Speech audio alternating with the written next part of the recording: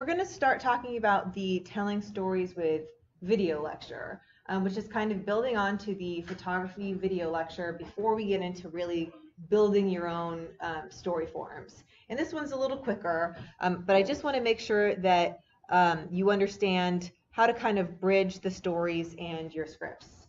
So at the end of the day, story is the most important thing. So everything that you pitch for this class, every story idea that you pick, has to have a really good, compelling story.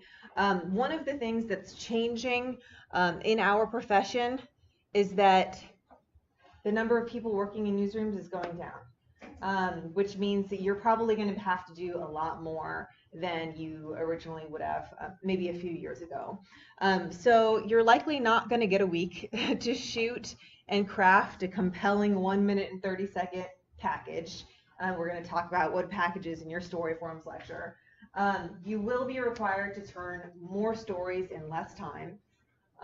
Oftentimes, you're going to have to turn several stories in one day if you work in broadcast news. So maybe you'll have to go do a story this morning on all the manatees that died. There was a big report that came out today or over the weekend that said that 35 manatees froze to death in January because of the cold weather. So maybe that'll be your story, and then you'll be almost done working on it. After a couple hours, your boss is going to call and say, hey, finish that real quick, but now I need you to also go do this other story, and you're going to have to turn both of them before 5 p.m. today. And then you're going to have to do a live shot. You're going to have to do a bunch of things that weren't really required of people because the technology is making it a lot easier to be efficient, and also because of how budgets are changing in TV news in particular, but also for radio.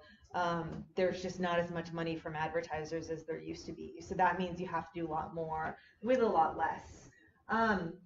You're also likely going to have to do it by yourself, which means that traditionally you might be a reporter and a videographer, and you team up and you work together and you do a story together. And sometimes you still get that, but most of you who are entering the field will likely have to be doing it all by yourself, which is why it's really important that you know how to shoot video, that you know how to edit, that you know how to write, that you know how to do all of these things. So really, you're now going to become a photographer, a videographer, a writer, a reporter, an editor, a social media expert, because you have to tweet and Facebook and Instagram and promote your stories online.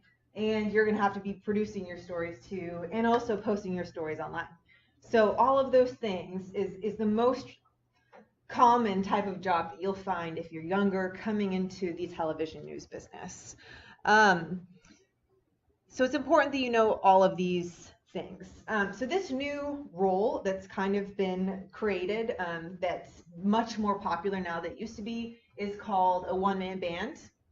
You'll also notice if you're looking for jobs in TV news, that'll also be called a VJ or a video journalist.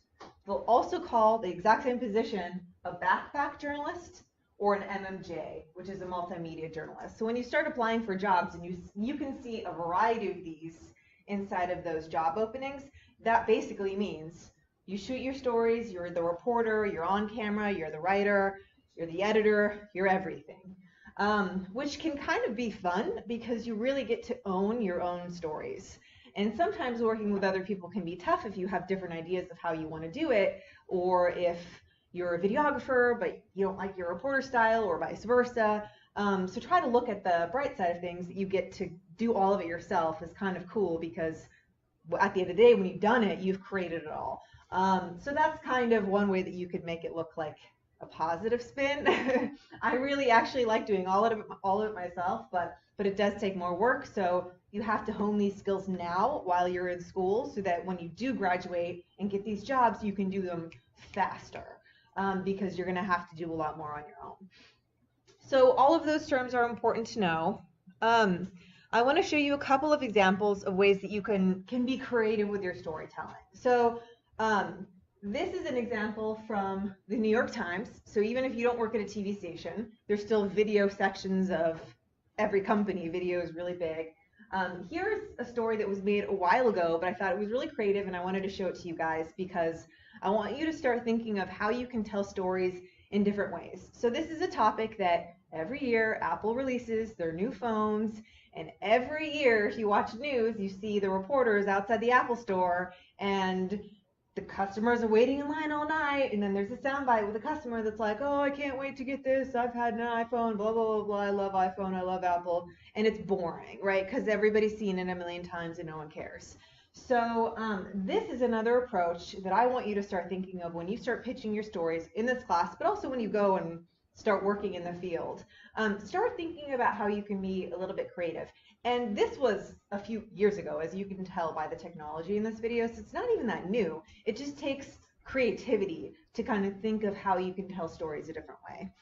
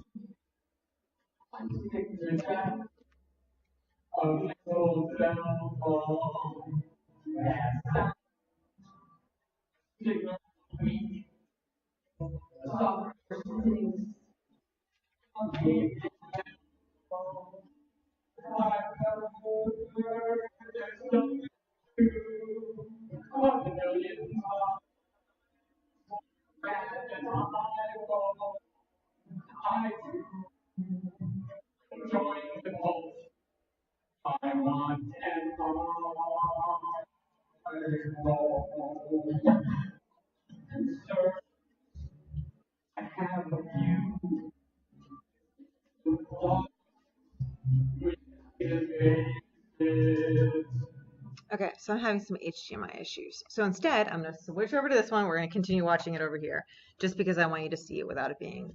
It's old, but it's not that old. That was, I think that was an HDMI issue of why it wasn't that high. So let's try it over here instead.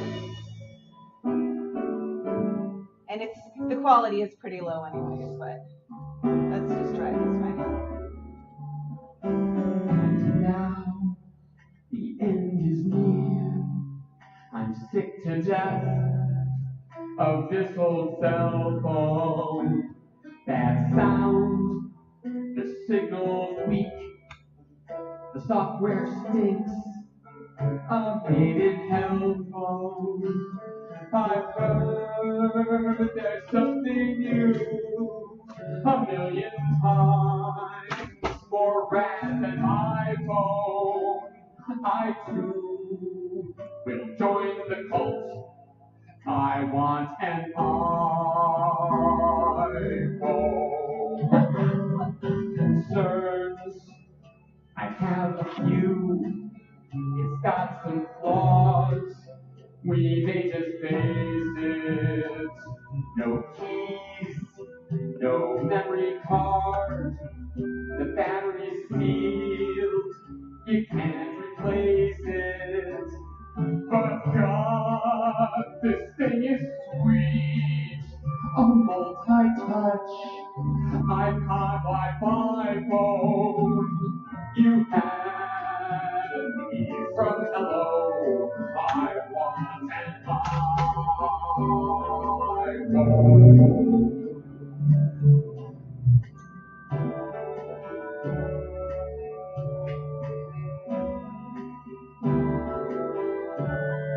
I want to touch its precious screen. I want to watch its splendid screen. I want my friends to look and hold. I want to say, look how I'm cool. First and mine, and I'll get mine. I'll get an iPhone. Oh, what is a man? What has got? It's not iPhone. He's got squad. It's all the things a phone should be. So what if it's I took a stand, paid $500. I got it all.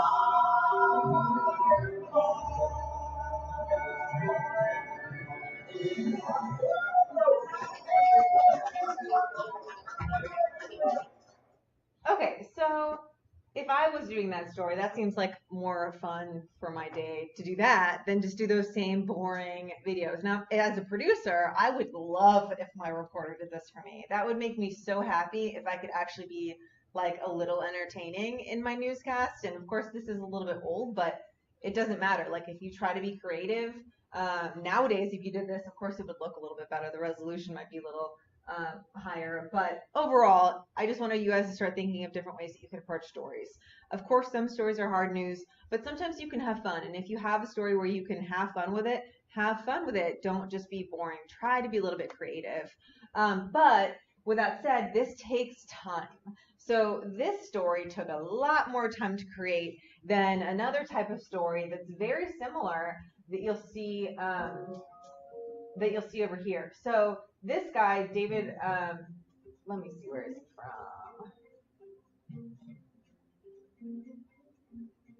I think it's like one of the other newspapers or something. Yeah, the Wall Street Journal. So here's an example of another way you can tell this story. Hey, there's a new phone out. Let's take a look at it. And it's just a phone review.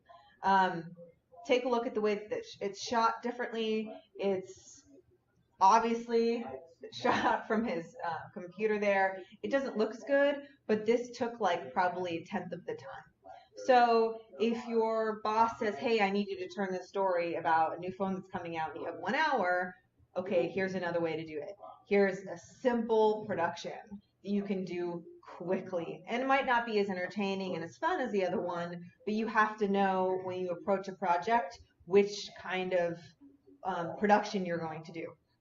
So start thinking about that with every project you do. Use your time management skills. Think about, okay, how much time do I really have to do this project? When you can be creative, be creative. But when you need to be efficient, be efficient. So take a look at these other these examples just to look at the difference. This is just one guy. He's talking the whole time, and it's just covered with a little bit of B-roll, and it's just him sitting here for 5 minutes talking about it. And he added some B-roll and a little bit of text, and that's it. Super, super simple production. I would have loved for his lighting to be a little bit better or whatever, but like he got it done, right? So sometimes you just have to get it done. So know that this is a different approach to that type of a story. For one way that you can kind of help yourself, and let's see if this is going to work over here. If we can switch back just for anybody who's watching online, see if this is going to work for us now. One way that you can be better and faster is just planning ahead. So start thinking about when you're doing your story, before you show up, you should already have an idea of what type of equipment you're going to use. Of course, we use cell phones in this class, but if you're doing this manatee story I was talking about, go get a waterproof GoPro for free from the library. Like, think about ways that you can incorporate technology ahead of time before you show up. Other things that you can think about that'll make your job faster when you show up is like gaffer's tape. Does anybody know what gaffer or gaffing tape is? So that's super helpful, and you'll see it at every TV station, these big rolls of tape that you generally use to tape down cables, but you could use it for everything. Tape your phone or your camera or whatever onto things. One thing that you could do is tape it onto, like, let's say you're doing a story on somebody who rides dirt bikes. Tape your camera onto the dirt bike. Just tape it right on there, or Velcro it, or whatever, and then get this cool point of view angle that you wouldn't have gotten earlier. And if you just think about it ahead of time and bring the tape, then your video looks a lot cooler. So like little tiny things that you can do to plan will really help make your shoot much more efficient, and it'll give you like a cooler perspective of things. Also, if you're shooting outside on a windy day, understanding how to prepare. If you have a windscreen on your microphone, fantastic. If you don't have a microphone, then don't shoot outside on a windy day. So just pay attention to things. How about we reschedule this, or how about we move it inside, or how about we plan before you show up, because that's one way to be much more efficient. You can also put your camera on your dashboard. Like, let's say you're doing a feature on a location, and you want to show people how to get there. Just start recording before you even show up, and then you could do like a time-lapse thing or something. There's a million things that you can do before you even start shooting at your story that will help you be more efficient. So let's go over a couple of quick terms before we go over to the story story forms lecture. So 2 words that I've said a couple times now that I want to make sure that you guys understand: A-roll and B-roll. So when you're thinking about how you're going to shoot, the A-roll is usually the interview. That's generally the interview. Or let's say you're going to do like a cooking show, then the A-roll would be the whole cooking demonstration. It would be the whole demonstration. Mostly it's the interview. Then the B-roll is what you lay on top of the A-roll that helps supplement, make it a little bit more interesting, compelling, that helps tell your story a little bit. So there's this like super silly video that just kind of explains what B-roll is in a cheesy way to kind of like really nail home like what these two things are. Generally, your A-roll will go on V1, which is your Video 1 channel in Adobe Premiere Pro. Your B-roll will generally go on V2, so it layers on top of it. So when you're editing, you put all your A-roll in V1 and then put your B-roll on top. Don't cut chunks of your A-roll out, put your B-roll in there. That's just an inefficient way to edit your B-roll into your A-roll. Layer it on top. That's way easier for yourself, and then also, especially if you're working together, it's easier to make changes that way. But here's what B-roll is. These shots of ordinary people doing this for your next commercial, we got that B-roll. We got that B-roll. Zoom in 20 office file, we got that B-roll. Rolling in living through channels, we got that B-roll. And you're hitting traffic, yeah, we got that B-roll. What do you want on red? Casual? Upscale casual? Business? We got that B-roll. Why do you look so upset? Maybe he's late for work. Nope, he's at work. He's a payroll actor. Happy couple walking on the beach. We got that B-roll. Want a happy couple to kiss? No problem. Want to get a little fresh with the lady? Done. Hey, you do cut it out to stand the ocean so I get B-roll of that. That's better. What a nice view of the ocean. That's B-roll of the ocean. Think that's all the B-roll we got? Not even close. Overwhelmed man trying to pay bills? Yeah, we got it. Frustrated man looking for a job in the paper? You know we got it. And lunch meaning success. Hey, look, that's me. I like my B-roll so much I'm in it. Kirk Gibson hitting the game-winning home run in the NBA World Series. No! That's too specific. That is not B-roll. Doctor talking to smiling patient. We got that B-roll. Man having trouble sleeping. Got it. What's his problem? You don't like being a B-roll? I was just in some B-roll and I loved it. The sneezer, hacking, headache, and depressed woman touching a wall. Why is she touching the wall? I don't know. That's what depressed people do, right? Don't touch the B-roll. Listen, we got all that B-roll in thousands one. So come on down to a B-roll warehouse. Just kidding. That's B-roll. I told you, see? That's how good our B-roll is. We got that B-roll. We got that B-roll. You know we do. To order your B-roll, call 1-800-BB-roll. That's 1-800-BB-roll. Call now. Okay, so obviously that's just a joke, but hopefully that helps you understand like what B-roll is. And you do want your B-roll to be specific and relevant and creative and all that. So don't make wallpaper B-roll, which is just that generic B-roll that you see. But does everybody understand now what A-roll and B-roll is? Awesome. Okay, so one way to mix up your shots and get more creative B-roll is the basic 5-shot sequence that you want to make sure that before you leave your shoot, you check this off, put it in your cell phone, take a picture of it right now, write it down in your hand, whatever you have to do not leave until you've gotten at least several of all of these things. So a wide shot or an establishing shot. So like one of my students is doing a video on this boba place. So like, let me see what the restaurant looks like on the outside. Like that's the establishing shot, right? That's a wide shot or an extreme wide shot, depending on how wide it is. Then it's your medium shot, right? So like, see from here to here, this is a medium shot. A close-up or also like a bust shot. This is a close-up. Extreme close-ups, my favorite. Like this is like an extreme close-up. Like really, really, really close. So like if you were to shoot a picture or a video of my hand, you wouldn't be able to see the entire thing. You want to get really, really, really close. Please shoot as many extreme close-ups as you possibly can. Your video will be better that way. The fifth one is over-the-shoulder shots or OTSs. So you're walking behind someone, you get to see the world from their perspective, the OTS. This is just the basic 5, and you want to make sure that when you're editing your B-roll together, there's some kind of continuity that kind of makes sense. It's not just random B-roll pasted on top of it, and you want to make sure that it makes sense with your story. So you want to write to your video, or you want your sound bites to be talking about whatever you're showing me in your B-roll. There are lots of examples here. Pointer posted an in-depth breakdown of 5-shot sequences and examples of how to vary shots. So like you walk over here, that's a wide shot, then you give me an extreme close-up of me grabbing something off the shelf, then you turn in another shot, like it all makes sense. It's not like out of order. That's continuity. Does that make sense? Continuity is, so make sure that there's continuity in your B-roll. Another thing that we're going to look at more in depth in the story forms lecture is voiceover. So if you choose to do reporter packages in this class, you're going to use a voiceover. So we're going to look at what VOs and SOTs and all of that is. The most basic thing is a reporter reading a script that explains part of the story.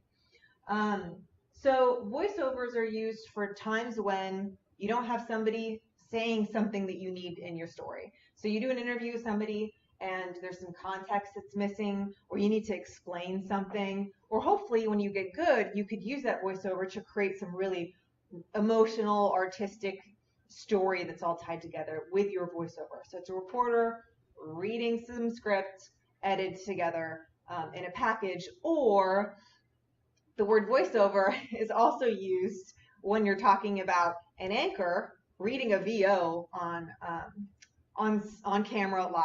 So there's two different types of voiceovers, and we're going to look at those more in detail so that you can understand the difference in the story forms lecture.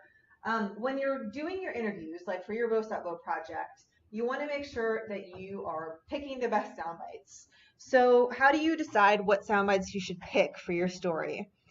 Try to find the ones that express emotion. You really don't want just informational sound bites. I don't want the PIO from the sheriff's department standing up there and just telling me information. I want the person who actually experienced something, some emotional, personal soundbite. Tears, laughter, sadness, regret. Show me some human element inside your soundbite. So when you're looking at which parts of your interviews to pick, that's where you start. You also want to pick soundbites that help tell a story. So when you string them all together, there should be some kind of beginning, middle, and end. And you can use your voiceover or your reporter track to help bridge those together so it's more cohesive. The soundbite should reveal some aspect of the person that you're interviewing. Viewers are drawn to the person in the story more than just the facts themselves. So really making that human element is important in your SOTs, sound on tape, or your sound bites. Also saying something that you can't really write in your voiceover. So a witness, a friend, a relative, they have a different viewpoint than the reporter does.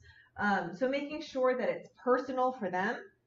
Also, if it's subjective for them, they have some kind of viewpoint that as a journalist or as a reporter, you really shouldn't have. You should be as objective as possible as a reporter. So those sound bites give you an opportunity to tell a story with subjective opinions and emotions.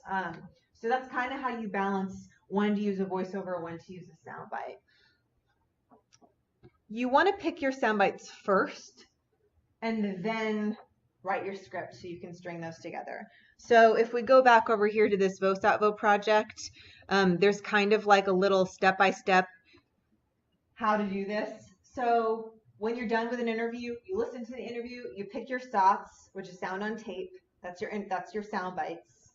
You pick which ones you want. You write them all out in the order that you think makes the most sense, word for word as well, because that'll also help you interact with your coworkers, and also that's how you write your AP story.